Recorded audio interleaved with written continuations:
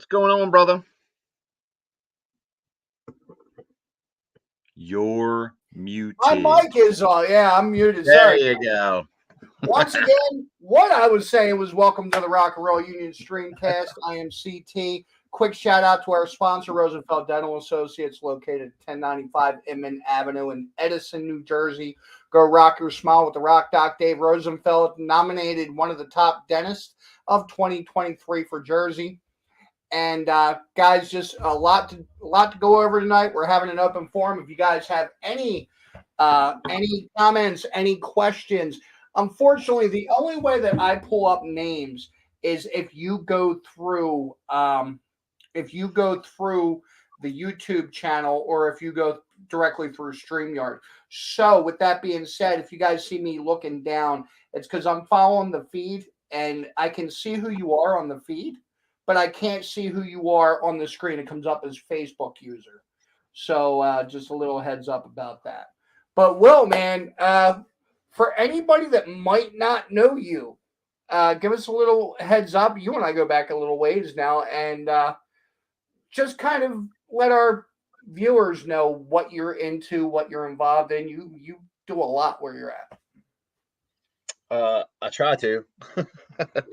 um, so mainly what I am is a music supporter, an original, local, regional, live, music, just enthusiast. I love bands that are unknown, unsigned, as you do, and many of our friends do. Mainstream radio just doesn't do it for me. Half the time the satellite radios and all that don't even do it for me anymore. So you go out and you look for other things to listen to. But I'm into a lot of things. I manage some bands. I do some booking for some bands. I started a record label called Beautifully Broken Records. I do shows here and there, whether they be here at the studio or out in a venue that's semi-local to me. But basically, just like yourself, CT, it's like I'm here to help the scene, man. That's why I got involved and why I put together things I do and want to work with people the way I do is because I believe in somebody else's dream. You know what I mean? It's believing in somebody else's dream and trying to help them facilitate that in any way you can is a big part of how we grow our local regional scenes. Absolutely. So that's kind of what I do and what I dabble with here and there. Now, one thing I want to really focus a good time on is the new documentary that you guys are working on. That is really, really cool. I'm excited to see it. Where did this brainchild come from? I know your wheels are constantly turning, but what was the idea behind this documentary? And are you guys still doing are you doing any kind of GoFundMe or anything on this? So the documentary, I got the idea sitting around, we all music lovers. What do? We look for documentaries, rock documentaries, whether, no matter what they are, we go out and we watch these things constantly.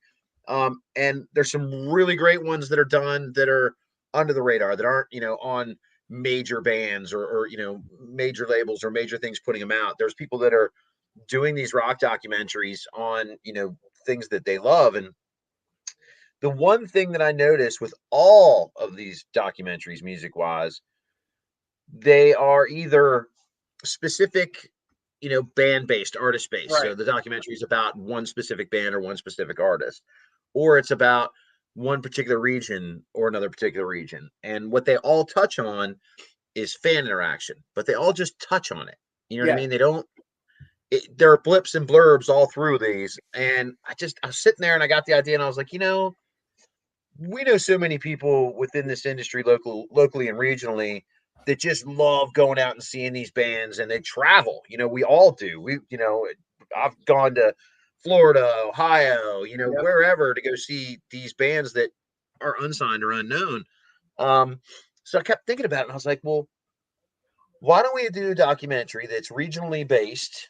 Our region stretching from, we don't look at it as a tri-state, like, when most people say a music's region, they look at it as a tri-state area. We look at it from New York to Florida out to, Ohio, bands that we have interactions with and we've had interactions with. So yeah, we wanted to put this all together, and I thought to myself, well, I'm usually just a talking head. You know what I mean?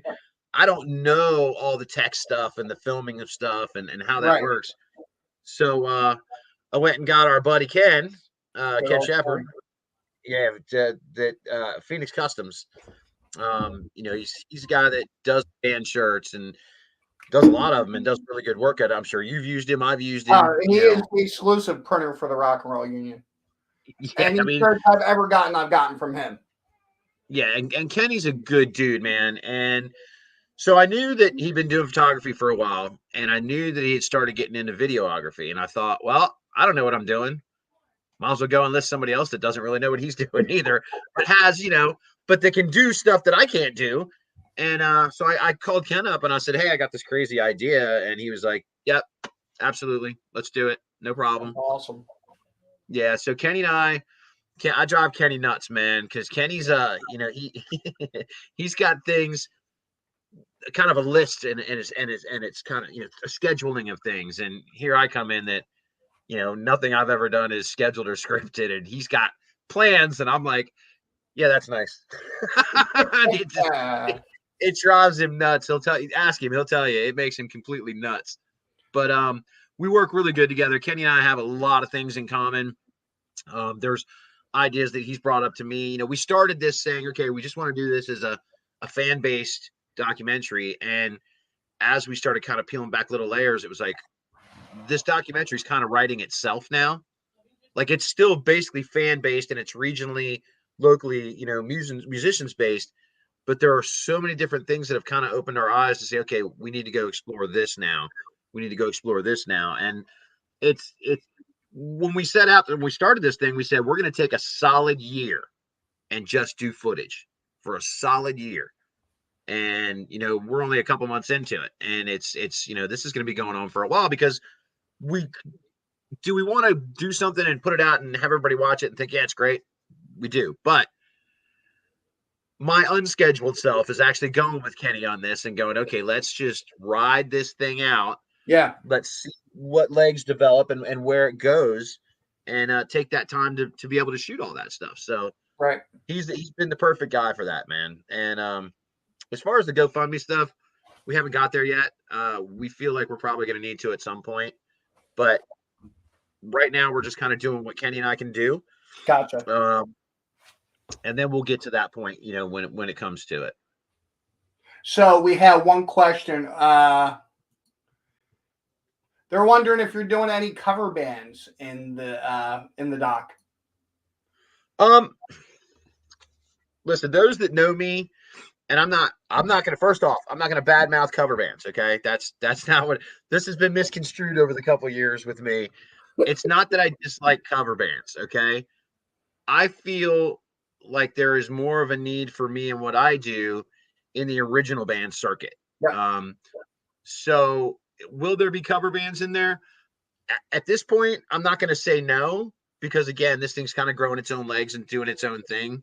So it's not out of reach, but it's not, I wasn't going into it having cover bands involved. Now, having said that, we're talking about a regional, local music scene. Do we discount the cover bands and the, tribute bands? Is that alienating a scene? Kinda. You know what I mean? Yeah. Yeah. I mean, when you think about it, a lot of these musicians that play in these really good cover bands do it to fund their original projects too. Yep. So that's probably, if we're going to tackle that, that's probably the aspect we're going to go at it with. Is what these guys are doing in these cover bands, tribute bands, to support their original, stuff that they're doing. So yeah, there's probably going to be some of that in it. And I mean, man, you and I are eye to eye on that one. As far as cover bands seem to have a little bit more of a welcoming, maybe is the right word, from the area venues, vineyards, things like that. There's a million places that cover bands are able to play. It's kind of a little bit more difficult for the original bands to get out there. And Yeah. I don't know about Maryland, but I know Jersey, the more and more venues close down or have already closed down, that is completely killing us. Yeah, I mean, that's been an ongoing trend, unfortunately, for a while. I mean, it was getting bad pre-COVID, and then when COVID hit, it just cut the legs right off the bottom of it. And I get it, from a venue owner standpoint, I get it. I understand the cover band tribute band thing. You want you want to keep asses in the seats. You want to keep them buying drinks. You know what I mean? I get it. I totally get it. But you know, again, why I'm involved with original bands and not with cover bands is because it's easy enough for a cover band to go get a gig, Oh even if yeah. they're not good. Even if they're not good, you know what I mean? Even if they're just Agreed. okay cover band, it's easy for them to go get a gig and get paid to go do that gig and get paid pretty decently depending on the situation. You know, where you take an original band and they're either forced to do pay for play or Right. they're doing, if they're a bigger band that has a little bit of money, they're doing buy-ons to buy on to festivals. And I'm not against any of that buy-on stuff. If you have the money to do that, that's fine, but I think that's all just, I don't know. The pay for play is definitely not something that we've discussed. You understand my Yeah. point on that? And Yep. I don't I'm feel right there. like I don't feel like any artist should have to sell tickets and pimp themselves out like that just to be able to say to a promoter, "Hey, look, we sold 50 tickets, so we can get an invite back to another show." It that shit Now, doesn't resonate. I'll say something as far as that's concerned. Now, I understand if you're going to have the opening bands sell tickets to an event, and you're saying you're getting a percentage from this ticket, but the percentage needs to be something substantial, not like 2% of what the ticket value is worth. Yeah, I mean, I can agree with that. And from everything that I've seen, and it's sucky, but what happens with this is a lot. You have again, I'm trying to get into this and not be not be that guy, but we all know sometimes I got to be that guy. Um, so pay for play.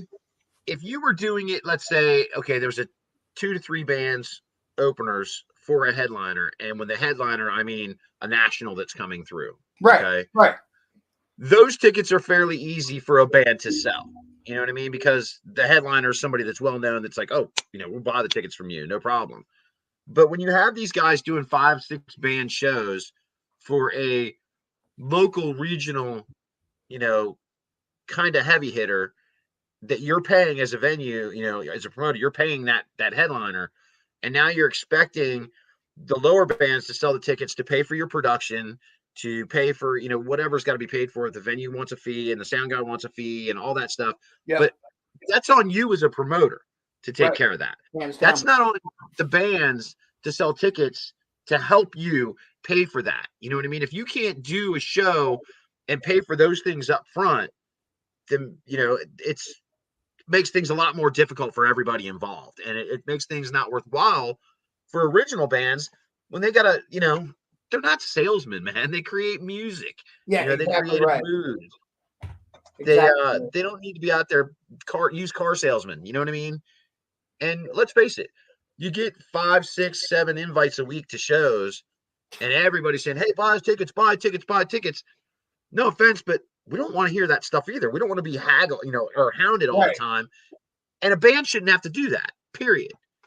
I agree with that 100%. And I don't, if maybe this is me speaking, and if I'm out of line, Will, correct me.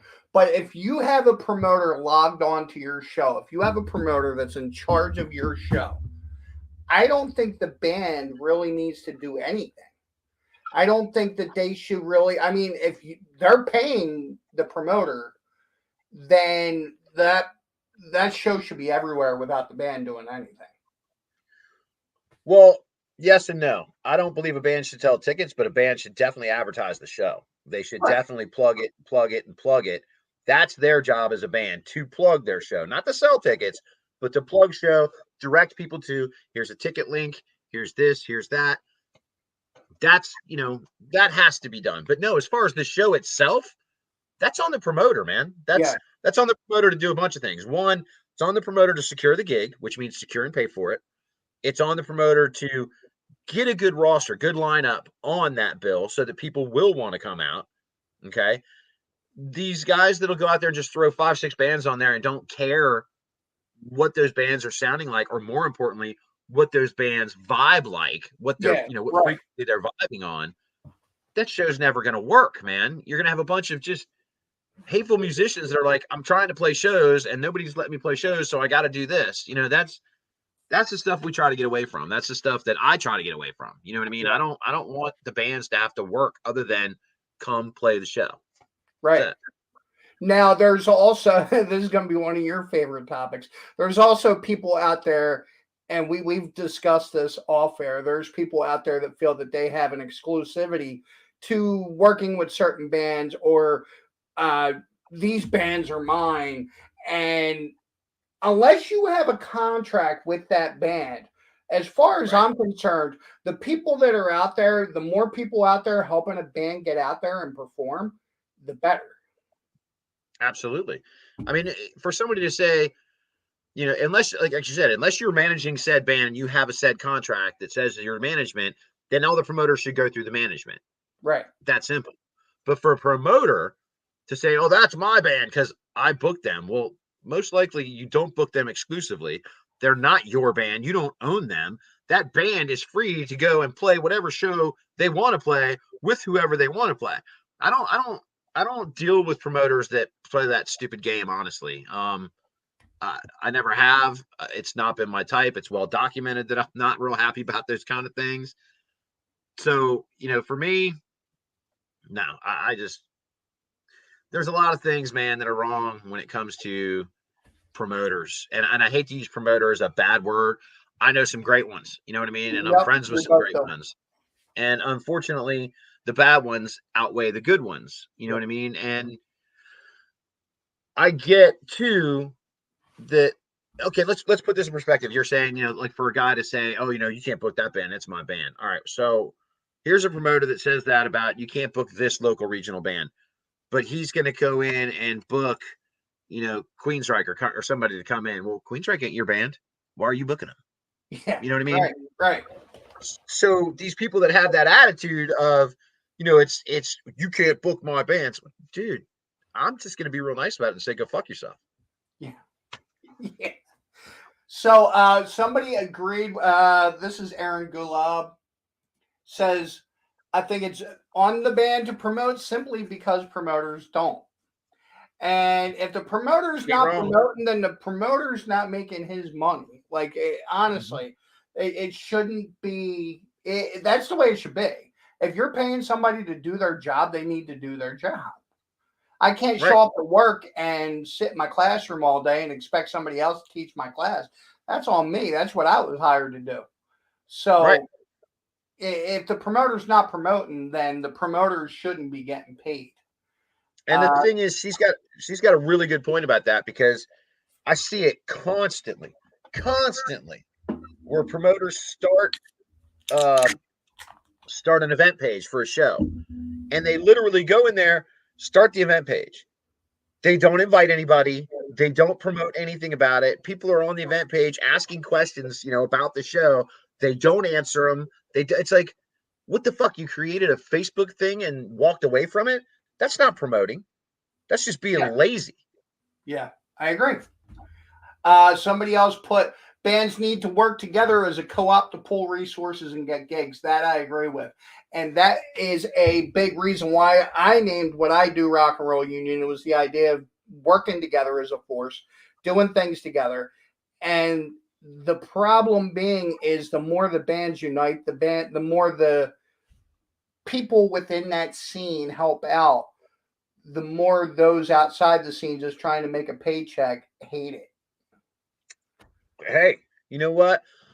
Let them hate it because I Absolutely. mean, I've proven, not me, but we've proven with a couple of projects that I involved the label in that I can bring enough people around within the industry to help out an up and coming band, you know what I mean, and make it work for them. We've already done that. We've proved that that can be, that can work. So now everything is just finding more like-minded people to work with. And, Now, I'll the say the one that's thing that really helped promote that really pushed that idea, and I believe it was Mister. What was it?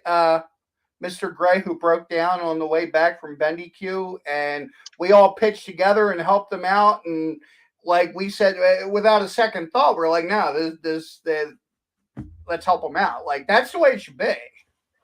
Yeah, well, and honestly, I didn't know how that was going to go. They came up and played Bendy Q that year. They were heading home. It was the first year they were up here. They had a really great time. They sold a shit ton of merch, to cover their expenses coming up from Good stuff. Nashville. They got tipped well by everybody that was there.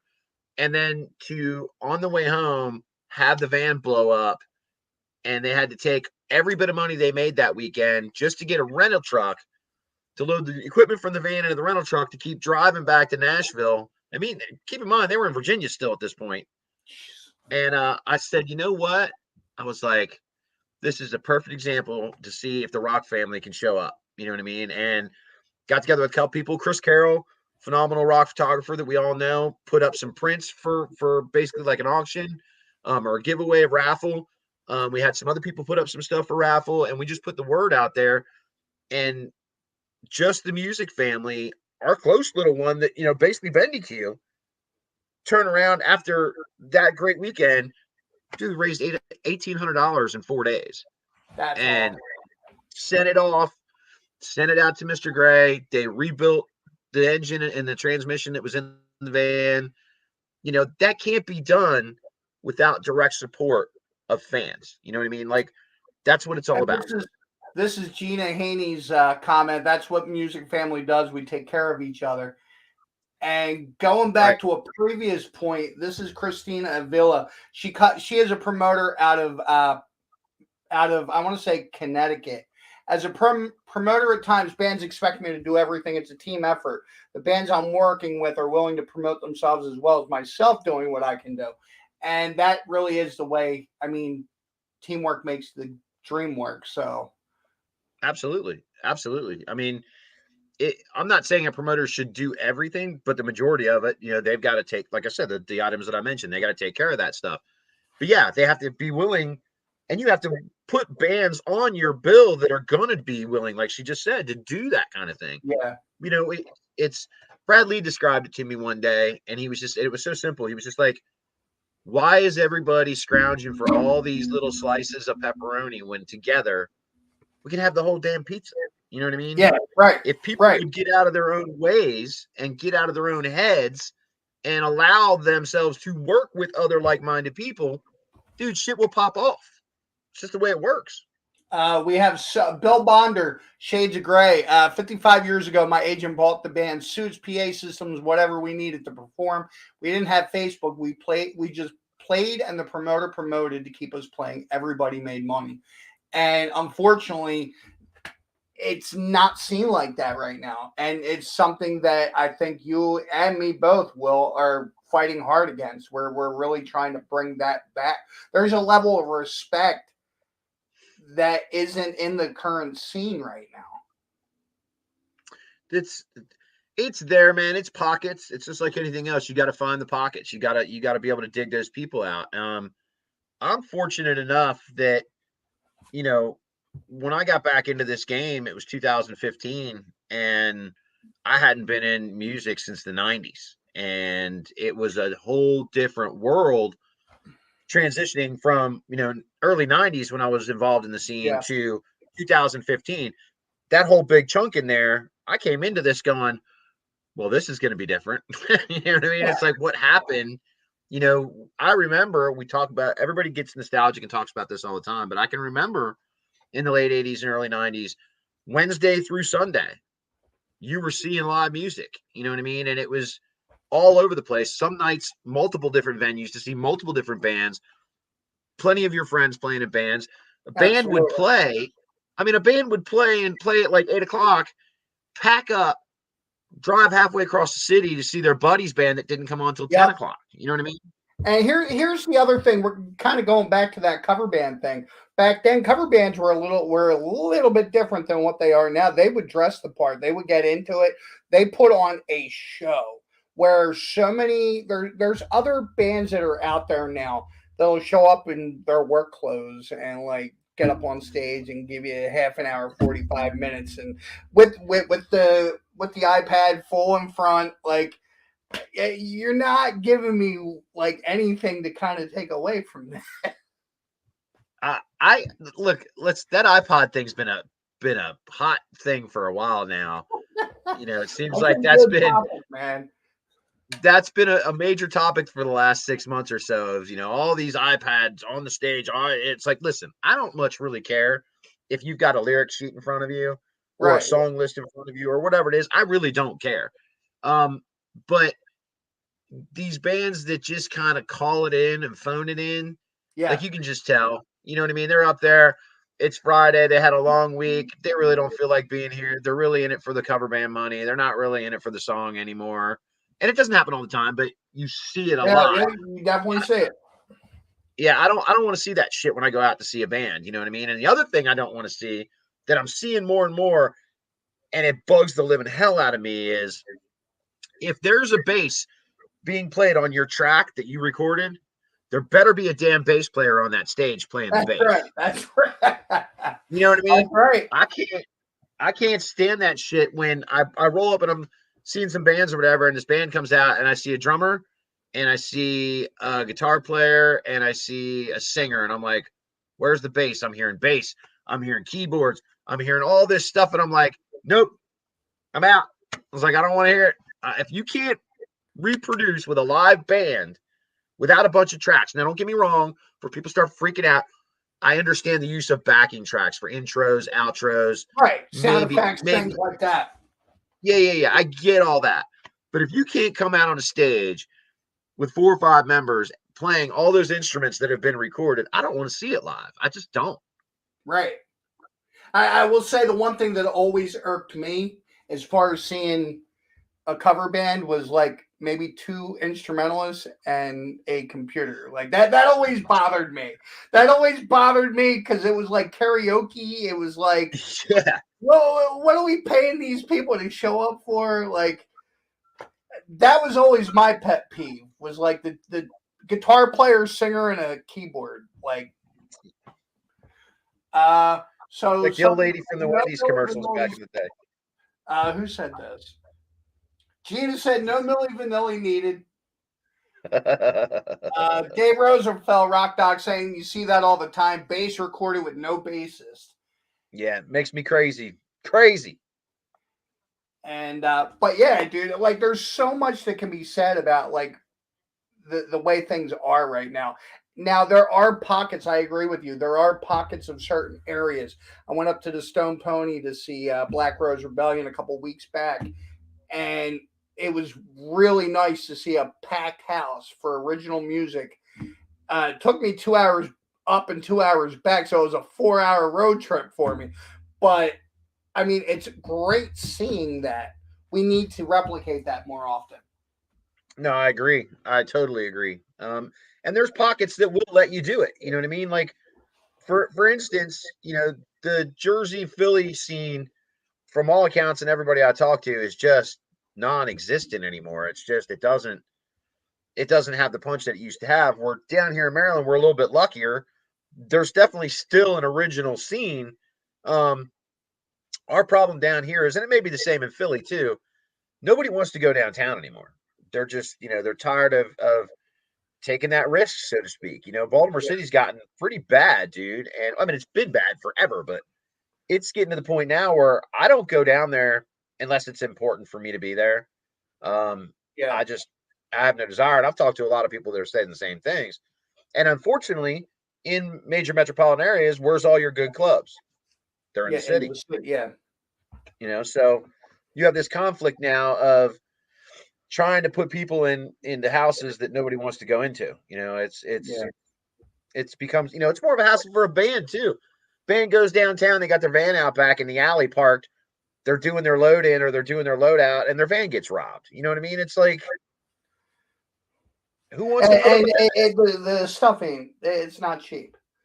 No, And talking about the outside areas, the suburbs and the different areas, you have a show coming up, the M pre party at Fishhead Cantina. Now I'm not 100% knowledgeable on the Maryland base, but how far out of city limits would like Fishhead Cantina be? how far out of city limits? 5 minutes. Okay, I didn't realize It's I was that close when I was there.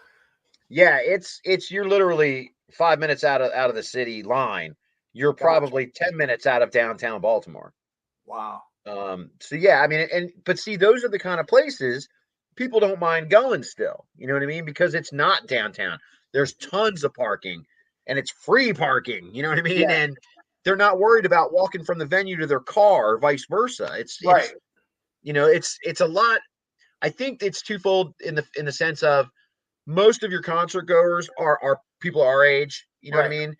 And it's a lot easier for us to say, okay, I can go here to Fishhead, park for free, not worry about a hassle, go in, see a great show in a nice live venue, get killer food, and I'm home by 11 o'clock if I want to be. Yeah. You know Yeah. what I mean? Without the hassle. And I'll tell you what, the one thing that I learned, I learned this from going to a BLE event there, was just how great Fishhead is, man. That's my kind of place with the palm trees and the beach out back and No, no, no. the Wrong place. oh, I'm thinking, well, what am I thinking of? You're thinking of Cancun Cantina. Cancun Cantina. Now, Yeah, yeah, Fishhead. yeah.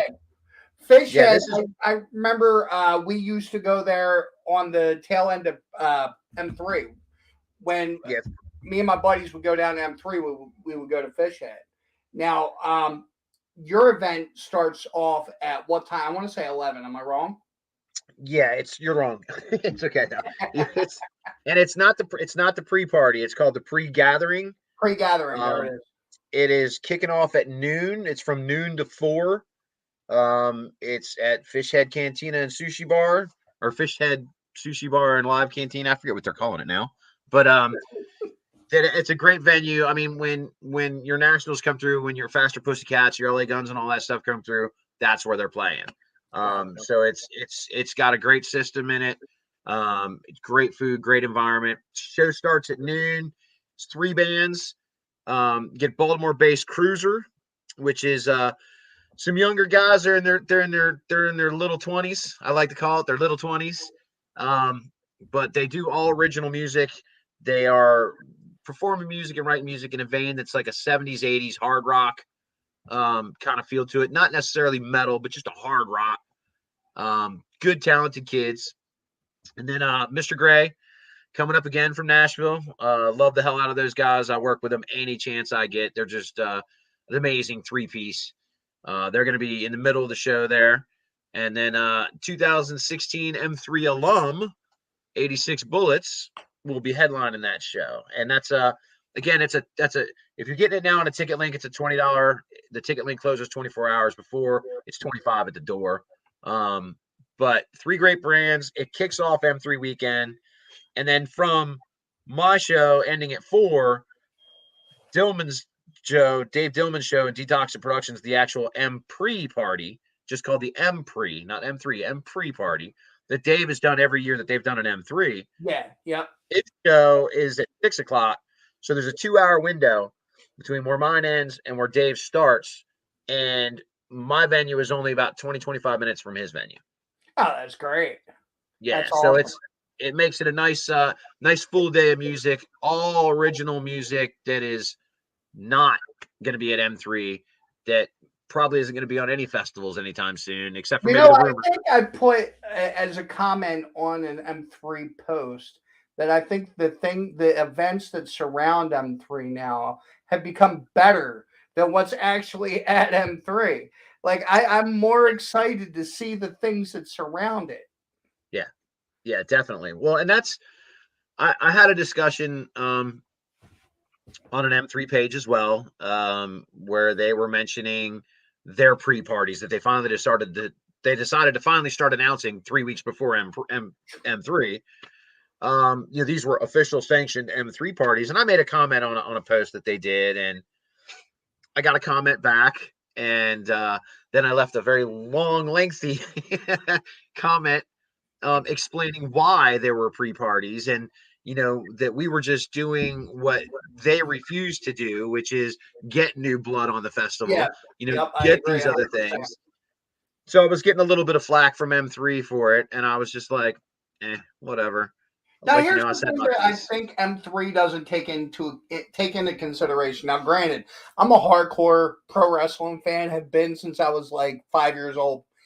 Now, wherever WrestleMania goes in the world, there's a whole week of other leagues of other wrestling organizations that are doing matches, doing shows, doing meet and greets, doing events. Yep.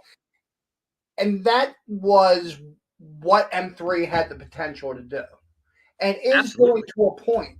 I think M3 is really wasting a really good resource that we could kind of further on. And like, there's only some, the 80s bands are only going to last so long. I mean, we're getting older. We're like, then what? The idea of passing the torch is a big thing to me.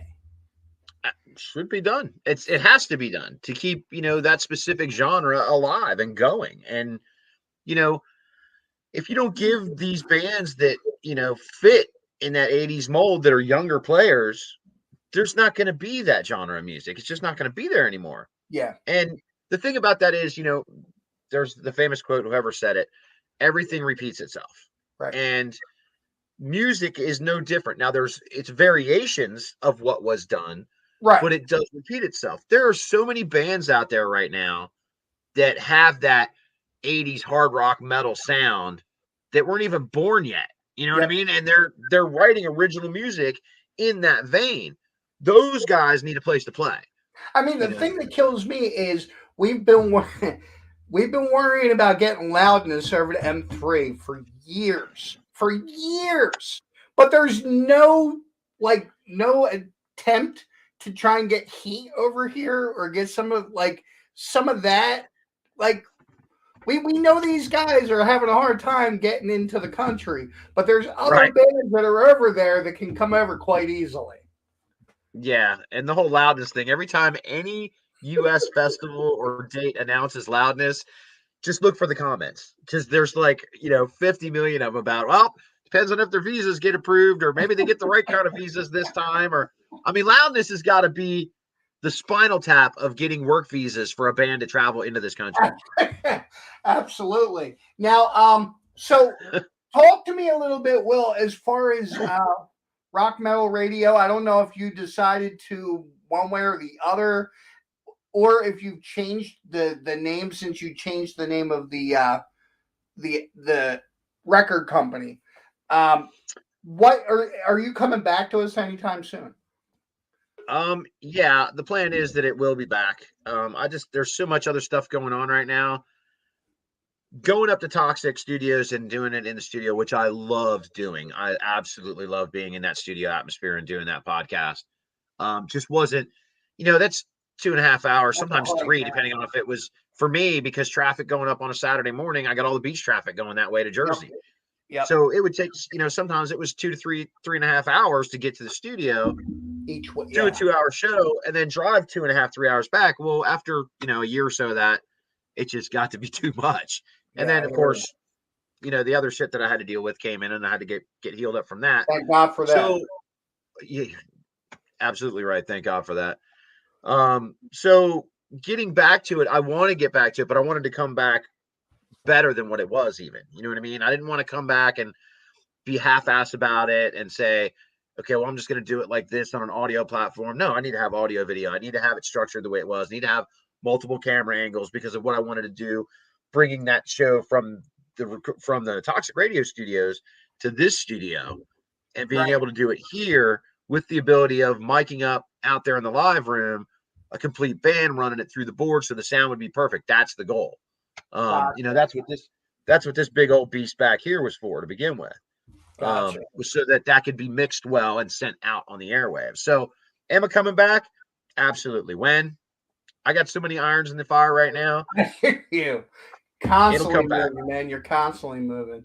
And somebody throwing out there, Dave, Rock Doc, there is a bunch of great new, talking about M3, there's a bunch of great new original bands out there. They need a place to play.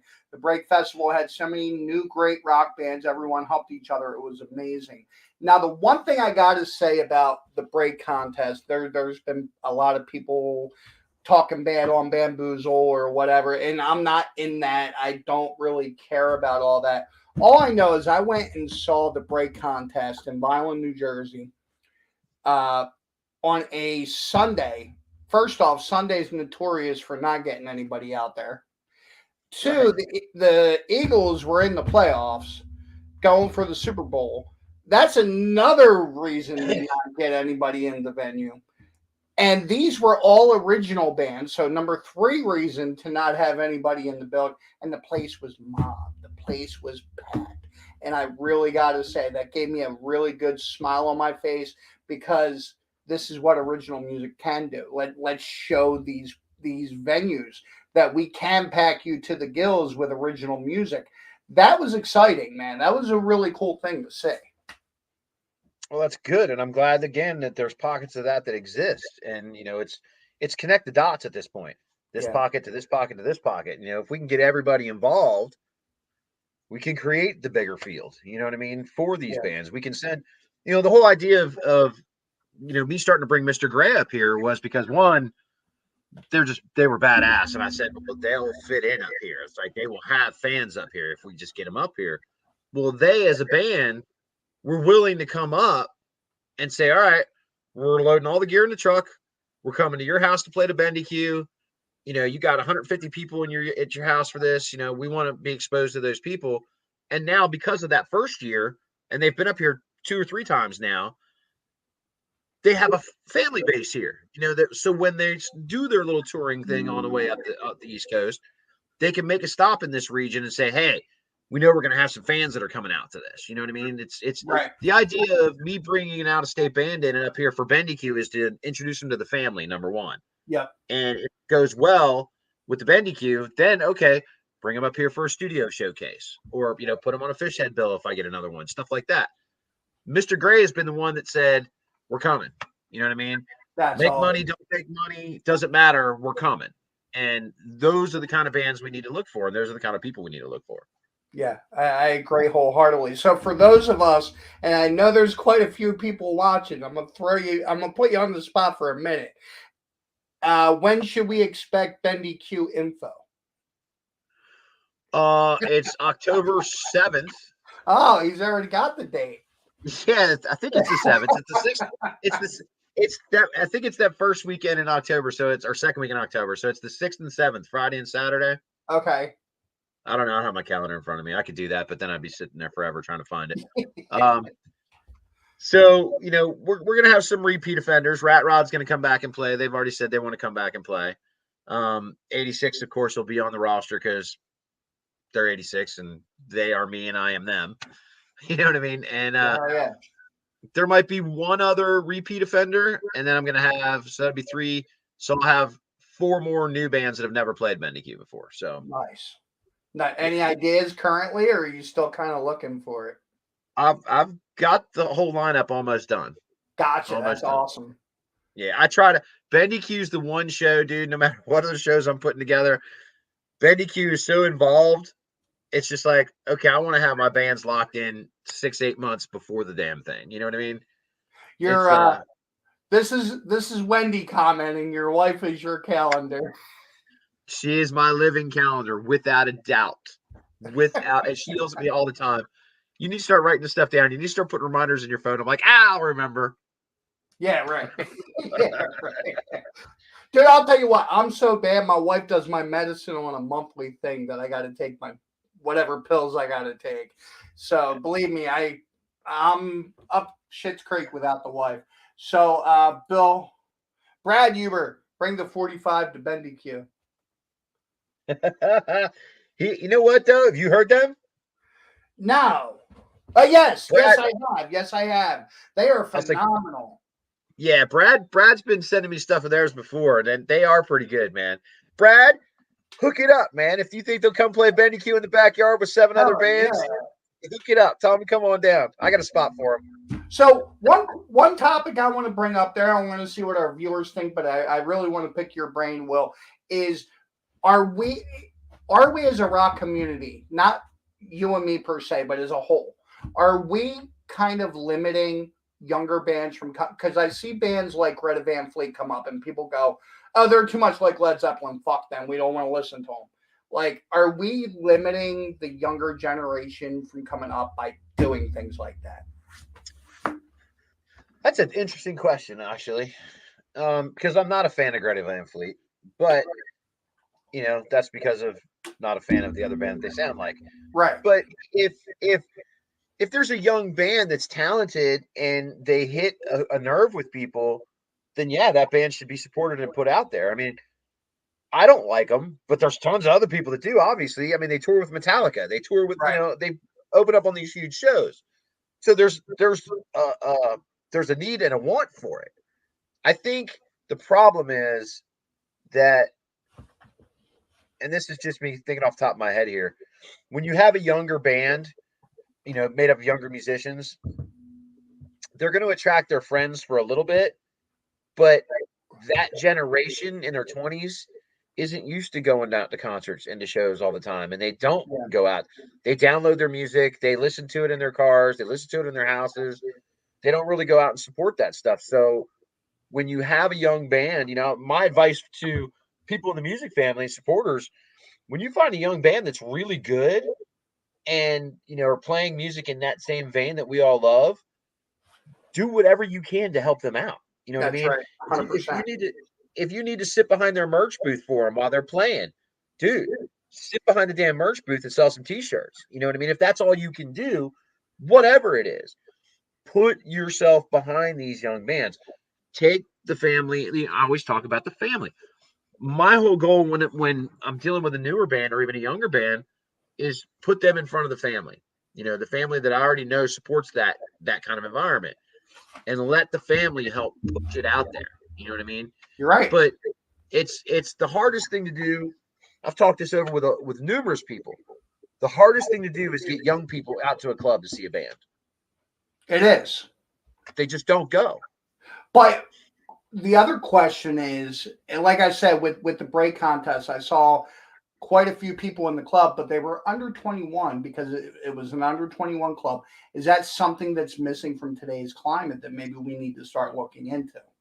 Absolutely. You know how many parents that I know that have 16, 17, 18-year-old kids, 19-year-old kids that love music, love listening to what their parents listen to, have turned their parents on to new music, Yep. but they can't go to a club and see it because they're not of age. It used to be in a time, dude, I remember very well in the 80s and 90s that there would be, if a band would come through, they'd do two shows. They would Yeah. do an afternoon show that was all ages and then do a nighttime show, or they do a Saturday night. Like I remember plenty of bands that did this. They'd play Hammerjacks on a Saturday night and then come back in Sunday afternoon for a matinee for an all ages show. You know what I mean? Nobody does that anymore. And You're right. it definitely alienates some of the youth from coming. We had some rock doc getting back on here. Things like the School of Music is developing new musicians and having them play venues that lights the kids' fire. I've seen quite a few great things come out of School of Rock, School of Music, whatever they're involved in. And I got to give it hands down. I mean, the night that I saw you at the Record Museum, what Age of Order was with us. Age of Order, I got to give those guys full credit, man. I'm talking a band that's between the ages of 18 and 21. I've seen them. And they have a fire underneath of them, man. They're ready to go. And the cool thing is they have that old school respect too, which I think is missing from some younger bands, I think, because they don't follow straight through. But there are other bands, and I've been in locations where some of the veterans will talk to the younger kids that are coming up, and they will absorb that. I think we need to go out of our way to kind of influence them, bring them up, and make them feel like they're wanted when they're around. Yeah, absolutely. My involvement with me trying to work with Cruiser here recently is because they're young kids. They're in their early 20s, but these kids are no joke, dude.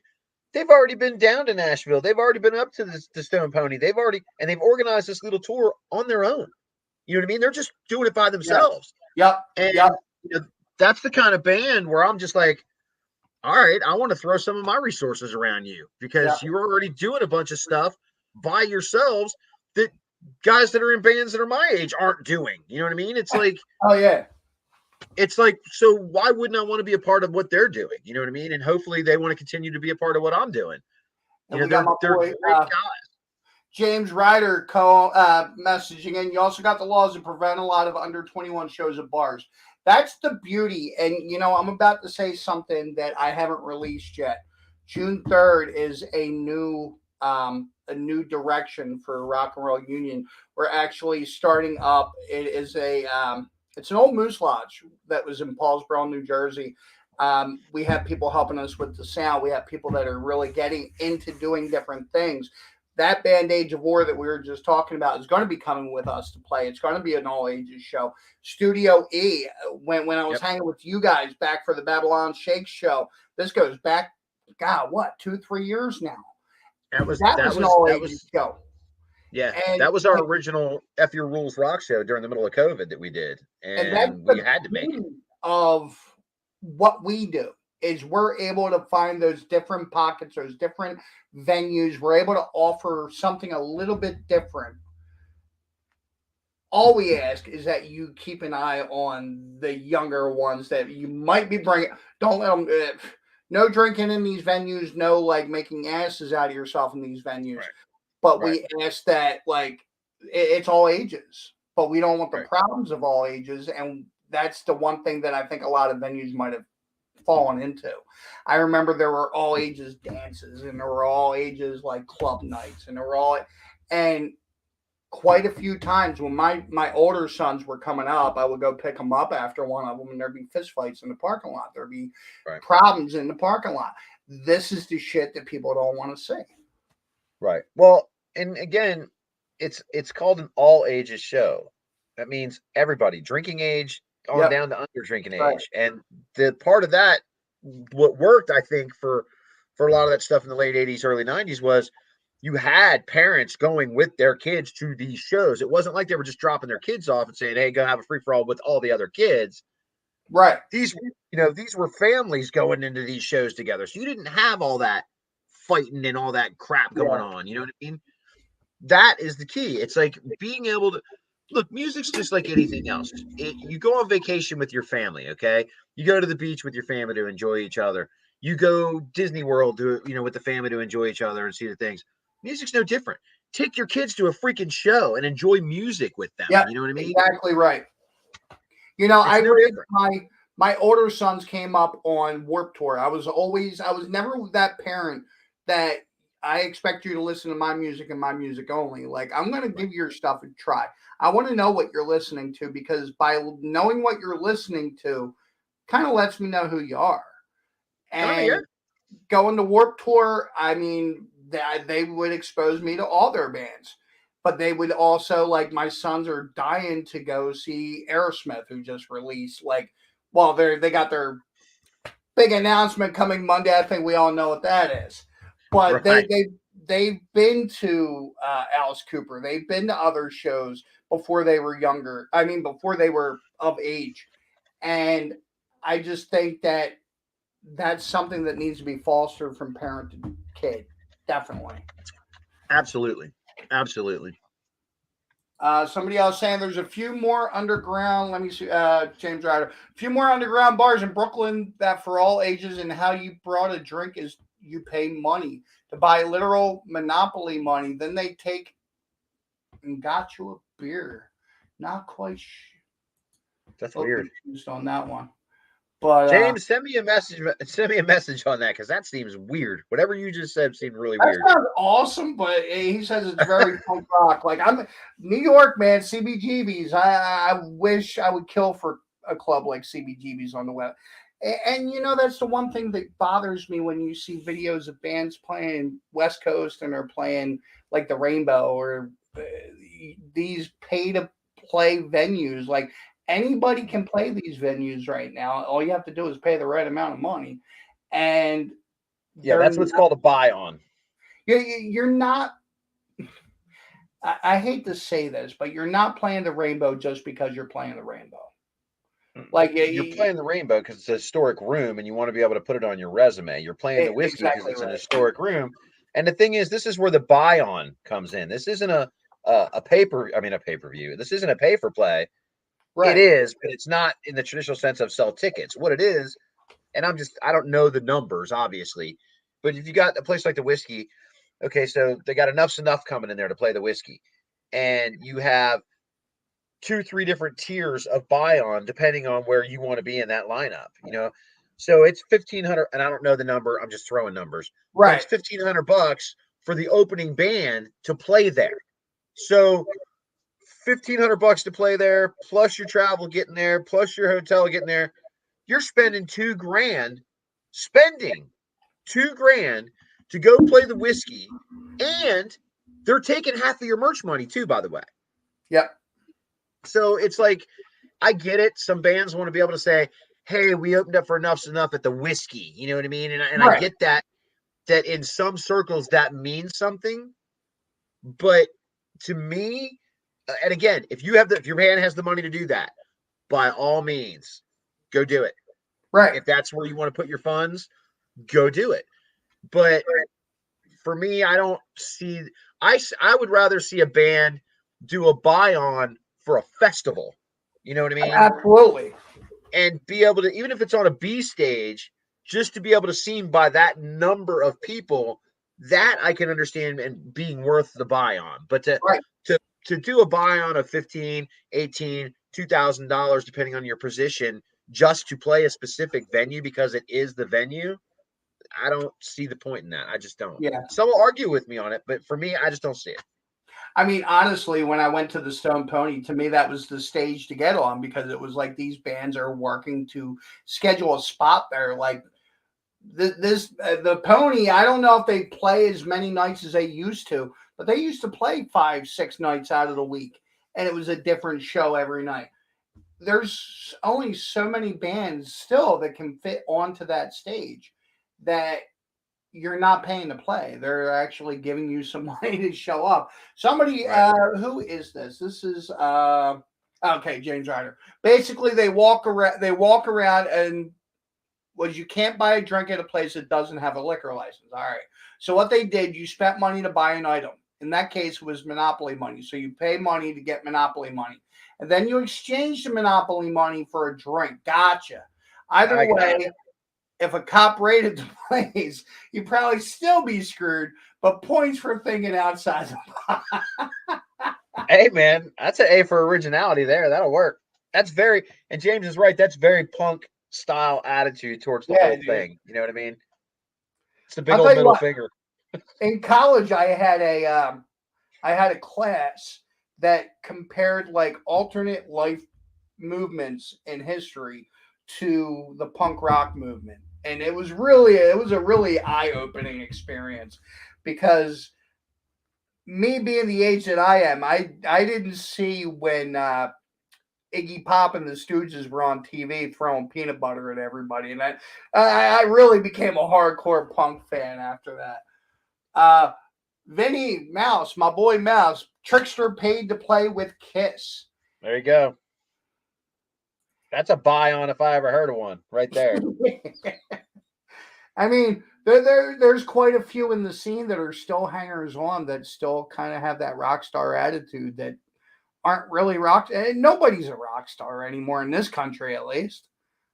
Now, the day of the rock star is definitely gone. I mean, if you're talking about rock star from album sales, stuff like that, if you're measuring it like that and the size venue that you're playing in, those days are probably gone. You know what I mean? But Yeah, that's fine, and I'm cool with that because good music has always been underground, right. and That's right. I love that things are going back to the underground. What we do here at Studio E is totally underground. You know what I mean? It's very punk rock, it's very DIY, it's very Motown, it's very sub pop. You know what I mean? Those are the veins. I mean, people. There's some people that are on that either side of the fence as far as the Seattle scene and how it came up, but ultimately that scene got noticed because the guys at Sub Pop were working with these local musicians, not working for them, not working against them, working with them. Everybody fighting for that same scene. And Sub Pop was just there to help facilitate for all these bands. Yeah, Once the word got out and big labels came in, what did they do? They sucked the life out of everything. But Sub Pop still grew because the faithful, the people that yeah, helped build it, you know what I mean? They didn't go anywhere. It's like even the bands that did sign with major labels still had an attachment to Sub Pop because yeah. they didn't You're right. forget where it started. You know what I mean? Unfortunately, that whole grunge movement kind of went the same way that the '80s movement went. because I remember like them selling ripped jeans in the mall for $150 a pair, designer flannels, and like I remember when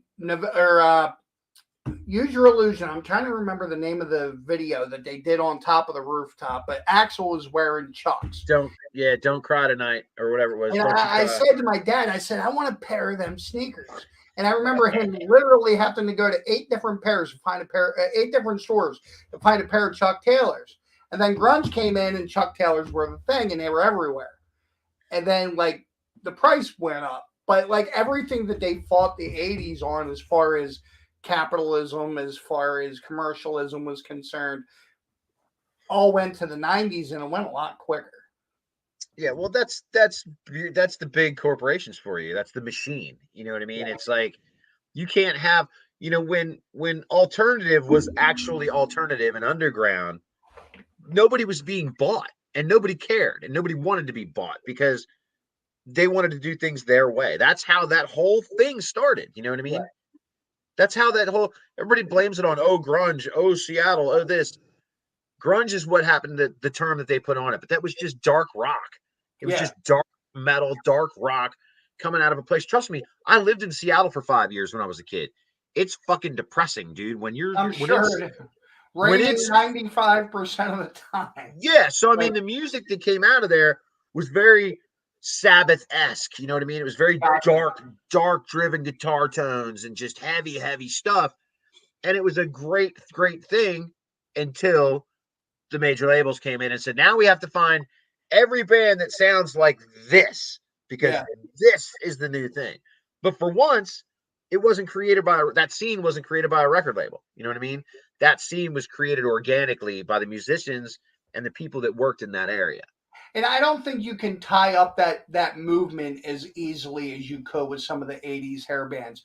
I No. mean, bands like Alice in Chains and Soundgarden were like so completely different from like bands like Nirvana. Like it it was vastly different than what came up in the 80s.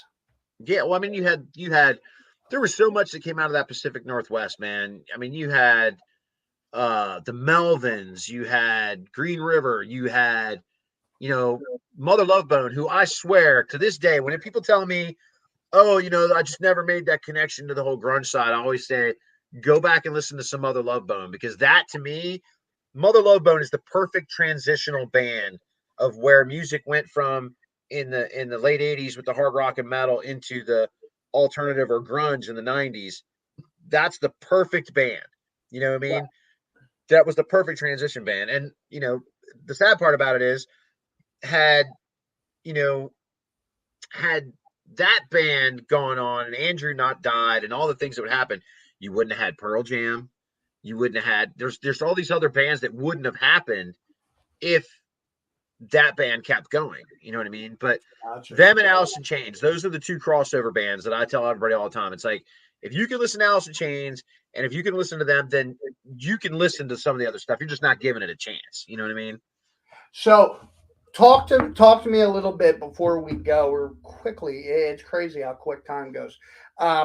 Studio E. Anything upcoming with Studio E? I'm trying to get through the pre-gathering and all this stuff with M3, and then I'm gonna try to ramp up some more showcases around here this year at the studio. Gotcha. I've got a few bands that are definitely interested in doing it. One of my bands that actually has been practicing here in the studio for 6-7 years now, and I've put them out there before, and I'm getting ready to start putting them out there even more. Is Amathea, and they're gonna play the Bendy Q this year. I think Right. I think that's all settled. I'm pretty sure I can say that. But they're a band that they're like, we'd love to play one of your shows here. You know what I mean? It's like, and they practice here. So for them, they'd be comfortable as hell coming in and doing a one-off show. And I think we're gonna keep it the way it have been. It's only ever gonna be two bands, no more. There might be an acoustic opener on one or two shows here or there, but it's gonna be two bands, man. There's no need. Three bands is fine. Any more than that you put on a show, it's just you're asking a lot of somebody to stay around. You know what I Yeah. mean? And it's I'm a firm believer in this two band deal that I've done here and the way we've worked it. And again, we're not a huge place. We got a Right. very low cap that we have in here, but that's what makes this place really cool. It makes it very intimate to come and see a show here. Yeah. Now, as far as anything with that is concerned, any websites up yet for Studio E or ways people can keep in track of what's coming up? Basically, if you go to Facebook and you look up BBR at Studio E, that's the page where you'll hear the announcements about the shows that we're showcases that we're going to do here. It's Beautifully Broken Records live at Studio E is what the page is called. Yeah, I came across that. I was like, is that Will's You, page? yeah, you were already in there because that was the page that was previously just called. What the hell did we call it? Was it rock metal? Oh, it was live at Studio E was the what the page Yeah, was called, yeah, gotcha. and we just changed it to when we started doing the label. We just took it over to BBR live at Studio E. Awesome. So, as far as the rest of the year is concerned, what's that? What's the cap that you want to put on it? What's the cherry that you want to put on top of this year before this year is over? What do you want to have accomplished?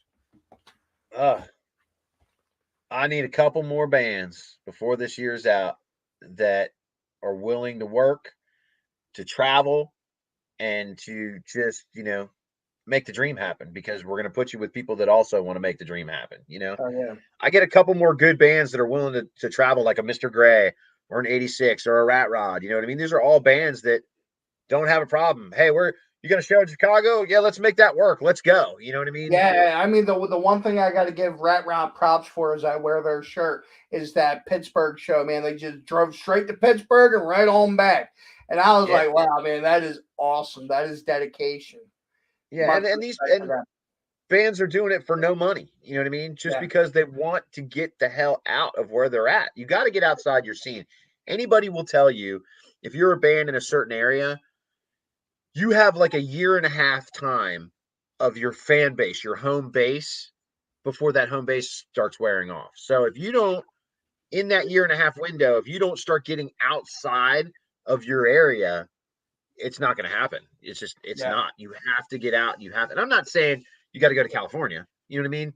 But you have to take these weekend trips where, okay, Friday night you're in South Carolina, Saturday night you're in Virginia. You know what I mean? And then yeah. back home on Sunday. You've got to be willing to do that stuff for little or no money.